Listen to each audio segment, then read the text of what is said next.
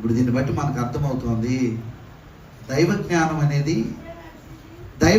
అనేది దేవుణ్ణి గురించి తెలుసుకునేదే కాదు, దైవ జ్ఞానాన్ని బట్టట ఏది న్యాయమో ఏది అన్యాయమో తెలుసుకునే అవకాశం మనకి ఉంది. అంటే దీని అంతరార్థం ఏంటో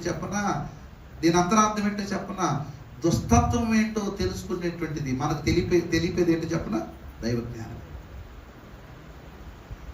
జ్ఞానము మనకు అందకపోతే దుస్తత్వంలో ఉన్నటువంటి ప్రమాదము మనకు అర్థమవదు, అన్యాయంలో ఉన్నటువంటి ప్రతిఫలం ఏంటో మనకు అర్థమవదు. అందుకొరకే ప్రియమైన బిడ్డలారా, దేవుని జ్ఞానము మనకు దైవ జ్ఞానాన్ని ఇస్తుంది, దుస్తత్వాన్ని గురించి కూడా చెబుతా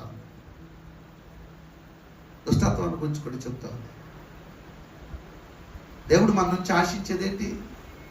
న్యాయమా అన్యాయమా, మంచిగా చెడా? చెప్పలు గట్టి. సామెతల గ్రంథం 15వ అధ్యాయం 3వ వచనం ప్రకారంగా దేవుడు ఎవరెవరిని చూస్తాడంట? చదవండి మాట. యెహోవా కన్నులు ప్రతి స్థలము మీద ఉండును, చెడ్డవారిని, చెప్పాలి గట్టిగా, ఎవరెవరిని చూస్తున్నాయి? చెడ్డవారిని చూస్తున్నాయని కన్నులు, మంచివారిని కూడా చూస్తా ఉన్నాయి.